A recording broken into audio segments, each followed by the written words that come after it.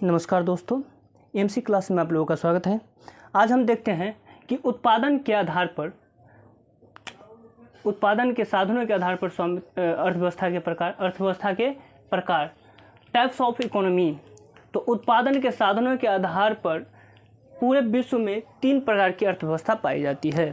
तो उत्पादन के साधनों के आधार पर पूरे विश्व में 3 प्रकार की अर्थव्यवस्था पाई जाती है। कौन कौन सा है? पहला है पूंजीवादी अर्थव्यवस्था, कैपिटलिस्ट इकोनॉमी। दूसरा है समाजवादी अर्थव्यवस्था, सोशलिस्ट इकोनॉमी। और तीसरा है मिश्रित अर्थव्यवस्था, मिक्स्ड इकोनॉमी। एक एक करके बारे में, तीनों के बारे में हम समझते हैं कि क्या होता है। पूंजीवादी अर्थव्यवस्था, कैपिटलिस्ट इकोनॉमी क्या होता है?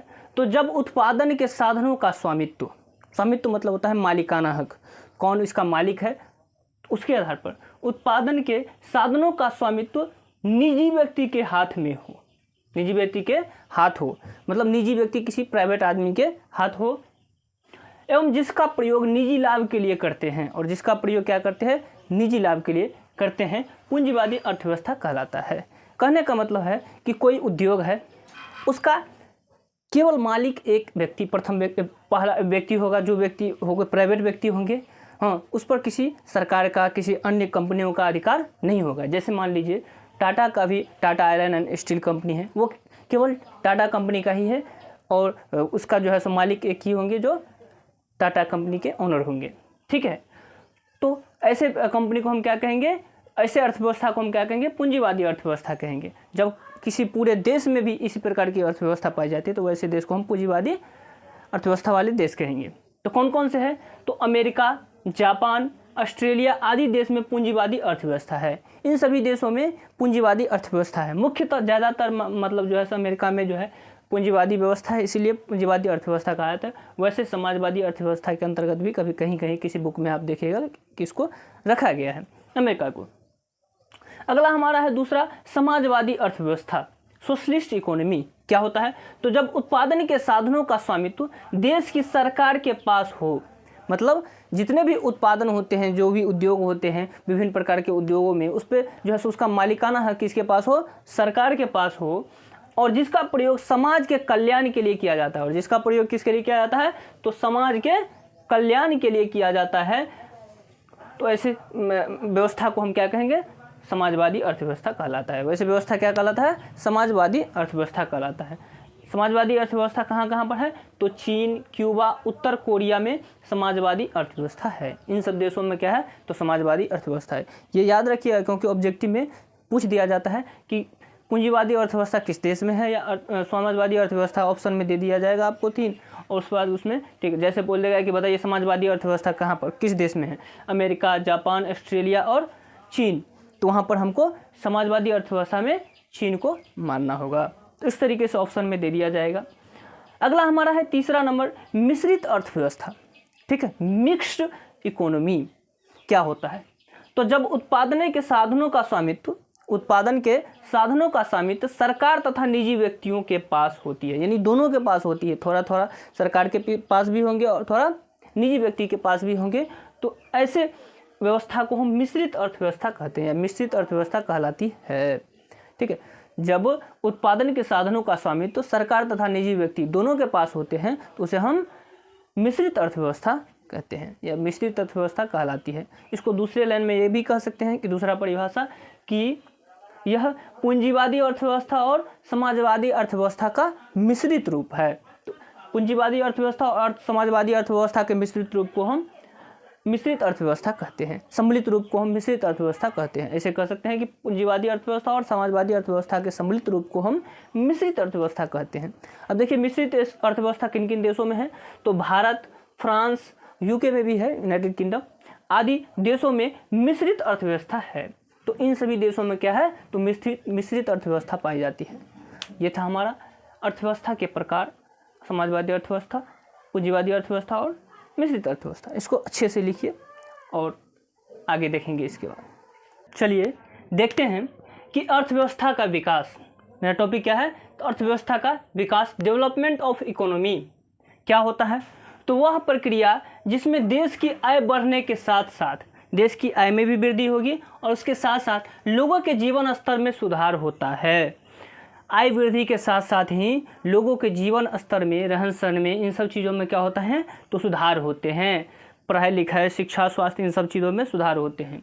अर्थात में कह सकते हैं कि आय में वृद्धि के साथ साथ शिक्षा, स्वास्थ्य और जीवन स्तर में सुधार होना। किन किन चीज़ों में तो शिक्षा में, स्वास्थ्य में और जीवन स्तर यानी उसके रहन सहन में, फैसिलिटीज़ में, इन सब चीज़ों में क्या होना है सुधार होना ही क्या कहलाता है अर्थव्यवस्था का विकास कहलाता है। तब समझेंगे कि हम अर्थव्यवस्था में विकास हुआ है। किसी भी क्षेत्र में इन चीज़ों में विकास होगा तभी समझेंगे हम कि आय में, अर्थव्यवस्था में विकास हुआ है। अब देखिए कि कुछ अर्थशास्त्रियों के अनुसार आर्थिक विकास तथा आर्थिक वृद्धि में अंतर बताया गया है। ठीक है, तो दोनों को हम समझेंगे कि आर्थिक विकास क्या होता है और आर्थिक वृद्धि क्या होते हैं, दोनों में क्या अंतर होता है। तो देखिए पहला क्या है आर्थिक विकास। तो आर्थिक विकास विकसित देशों के विकास से संबंधित अवधारणा है। मतलब जो देश विकसित हो चुके हैं, पहले से ही विकसित हैं, जैसे कि अमेरिका समझिए, तो अमेरिका के देशों से संबंधित अवधारणा को हम जब भी वहाँ पर जब किसी प्रकार का विकास होगा तो हम उसको आर्थिक विकास के अंतर्गत रख सकते हैं। दूसरा हमारा है आर्थिक वृद्धि। आर्थिक वृद्धि विकासशील देशों से संबंधित अवधारणा है। विकासशील मतलब जैसे भारत को समझ लीजिए, वो विकासशील देश अभी विकास की कगार में है, धीरे धीरे विकास होकर विकसित मतलब जो ऑलरेडी विकास हो चुका है जहाँ पर बहुत ज़्यादा मात्रा में। ठीक है, उसके बाद जो विकास हो रहा है तो उसको हम आर्थिक विकास कहेंगे। और आर्थिक वृद्धि किसे कहेंगे तो जहाँ पर जो देश विकास की गति में चल रही है, अभी लगा हुआ है, वृद्धि हो ही रहा है, उसको बोलेंगे हम आर्थिक वृद्धि। तो ये किसके लिए है तो ये है विकसित देशों के लिए और ये विकासशील देशों के लिए है। ठीक है, दूसरा पॉइंट देखते हैं आर्थिक विकास। आर्थिक विकास में आकस्मिक तथा रुक रुक कर परिवर्तन आते हैं। आर्थिक विकास में क्या होता है तो अचानक से भी परिवर्तन आ सकते हैं और रुक रुक कर परिवर्तन आता है। ठीक है, मतलब ऑटोमेटिकली समझिए करोड़ों की संपत्ति आ गया, हाँ, और रुक रुक के जैसे बिजनेस में होता है। ठीक है, लेकिन वही नौकरी में देखिए आप कि लिमिटेड पैसा आता है सब महीने, तो वो होता है नौकरी वाला। इसमें देखिए, इसमें दूसरा पॉइंट है आर्थिक वृद्धि एक क्रमिक दीर्घकाल में स्थिर प्रक्रिया है। मतलब यह महीने आपको जैसे मान लीजिए 50,000 रुपया महीना मिल रहा है तो प्रत्येक महीना 50 ही मिलेगा। लेकिन ये क्या है आर्थिक विकास क्या होते हैं तो इसमें समझिए जैसे बिजनेस करता है ना कोई, तो उसमें एक बार लगा लीजिए आप 1 लाख रुपया, तो उसमें पता चलेगा कि इस महीना हमको 20,000 आया, अगले महीना 50,000 आ गया, उससे अगले महीना 2 लाख रुपया आ गया। इस तरीके से इसमें क्या होता है तो विकास की मतलब जो है कोई सीमा नहीं होती है। लेकिन इसमें क्या होते हैं तो एक लिमिटेड होते हैं कि इतना ही होगा तो इतना ही विकास, लेकिन क्रमिक रहेगा, लगातार लगा हुआ रहेगा। ठीक है, तो ये दोनों की ये दूसरा पॉइंट था। तीसरा पॉइंट क्या है आर्थिक विकास के अंतर्गत उत्पादकता में वृद्धि के साथ साथ तकनीकी और संस्थागत परिवर्तन होता है। देखिए आर्थिक विकास में क्या है उत्पादकता तो बढ़ेगा ही, उत्पादकता मतलब उत्पादन की क्षमता, ये तो बढ़ेंगे ही, साथ साथ उसमें जो भी तकनीकी होते हैं और संस्थागत परिवर्तन होते हैं, तकनीकी विकास भी होंगे।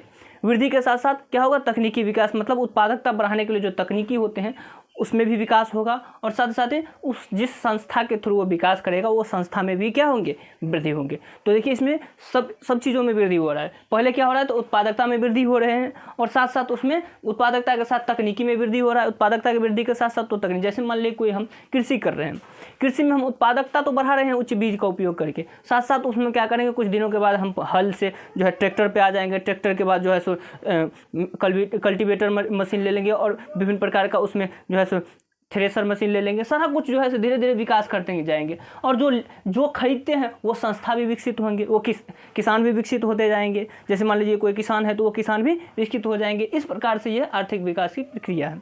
आइए चलते हैं आर्थिक वृद्धि का तीसरा पॉइंट। आर्थिक वृद्धि के अंतर्गत उत्पादकता में वृद्धि होती है। बोलनी क्या होती है तो उत्पादकता में वृद्धि होंगे, उसी में क्या करेंगे तो उच्च किस्म के केवल बीज यूज करेंगे, और उसमें जो है जैसे मान लीजिए ट्रैक्टर का या इन सब चीज़ों का मतलब जो है उसमें फैसिलिटीज नहीं आएगा, वो उसमें वृद्धि नहीं करेगा, इतना ज़्यादा जो है उसमें आ ही नहीं हो पाएगा कि वह अचानक से जो है इतना बड़ा वृद्धि कर पाएंगे। तो ये थे हमारे आर्थिक विकास और आर्थिक वृद्धि। इस प्रकार से हम सारे चीज़ों को लिखेंगे तो एग्जाम मतलब जो है सो पूर्ण अंक प्राप्त हो जाएंगे हमें, क्योंकि ये शेड्यूल वाइज है। देखिए जैसे बंटवारा करके बीच में जो है लाइन खींच करके और इधर लिखिएगा आर्थिक विकास, इधर लिखिएगा आर्थिक वृद्धि, और इस तरीके से लिखना है प्रॉपर ढंग से, तो आप जो है सो पूर्ण अंक प्राप्त कर सकते हैं। क्योंकि ये तरीका जो होता है ना बहुत ही अच्छा होते हैं, जिनके माध्यम से जो है हम पूरा अंक प्राप्त कर सकते हैं। तो ये था हमारा आज का क्लास, और इसके बाद हम अगले दिन देखेंगे, क्योंकि हम क्लास को बड़ा नहीं बनाना चाहते हैं, छोटा छोटा रहेगा तो आपको देखने में भी आसानी होगी, और पॉइंट भी मतलब जो है बहुत ही सिंपल होता है और आसान भाषा होती है, जिसके माध्यम से आपको हम बहुत ही बढ़िया से जो है क्लास 10, क्योंकि क्लास 10th के बच्चों के लिए जो है ये इस प्रकार का लैंग्वेज ही अच्छा होता है। ज़्यादा लेंदी कर देंगे तो फिर दिक्कत हो जाएगा। तो हमारे इस प्रकार के सारे क्लासों को देखने के लिए आप हमारे YouTube चैनल EMC क्लासेस को सब्सक्राइब करके रखें, बेल आइकन को दबा कर रखें, नोटिफिकेशन ऑन करके रखें, ताकि जितने भी वीडियो डालें सबसे पहले आप तक पहुँचे। Thanks for watching.